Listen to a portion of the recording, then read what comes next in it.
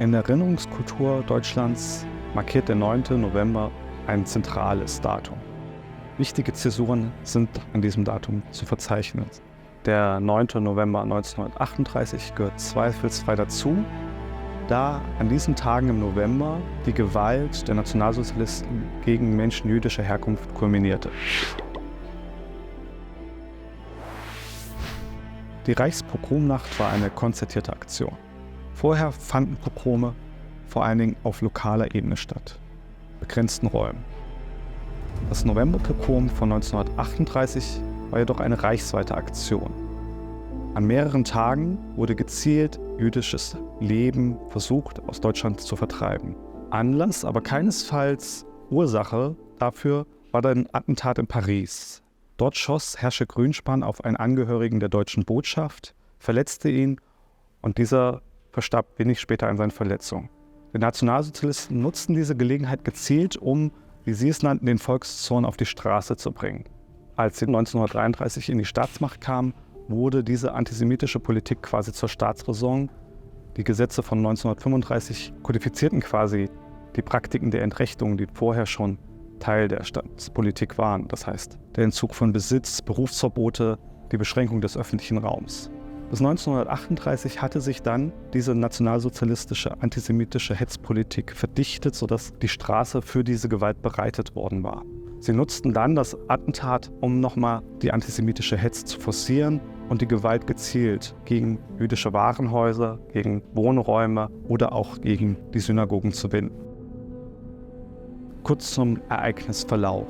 Bereits am 7. November gab es einzelne lokale Gewaltaktionen gegen jüdische Kultur in Deutschland. Zur reichsweiten Ausweitung kam es dann am 9. November, nachdem in der Münchner Parteizentrale Josef Goebbels eine antisemitische Hetzrede gehalten hatte. Viele verstanden diese als Startsignal und die Gewalt breitete sich dann von München aus über das ganze Reich aus.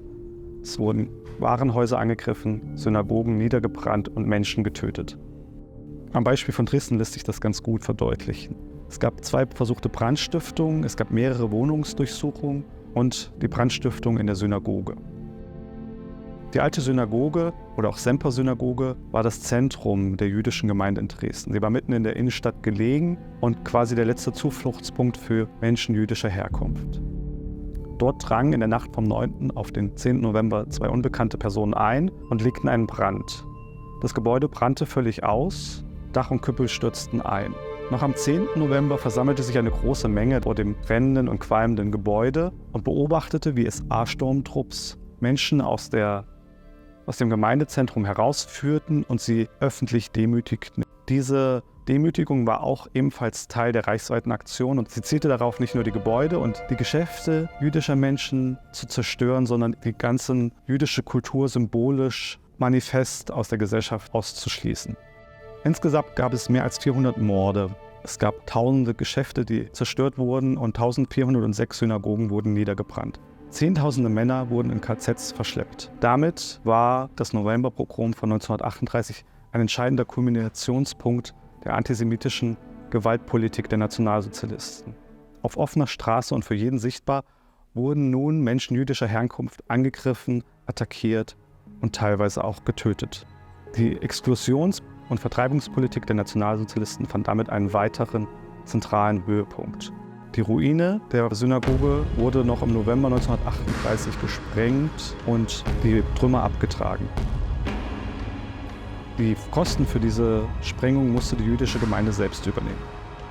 Zuvor war es noch Feuerwehrleuten gelungen, die Davidssterne auf den Türmen der Synagoge zu sichern. Ein Feuerwehrmann nahm einen dieser Sterne mit nach Hause und sicherte ihn dort auf dem Dachboden seines Wohnhauses. Er versteckte ihn bis 1950 und übergab ihn dann der sich neu konstituierenden jüdischen Gemeinde.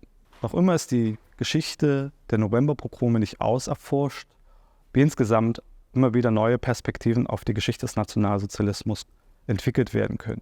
Die Technische Universität Dresden hat es sich deshalb zur Aufgabe gemacht, ihre eigene Geschichte im Nationalsozialismus, die Geschichte der Technischen Hochschule Dresden, zu erforschen. Dafür wurde kürzlich ein Graduiertenkolleg eingerichtet und dieses wird mit Blick auf das Universitätsjubiläum 2028 seine Ergebnisse vorlegen.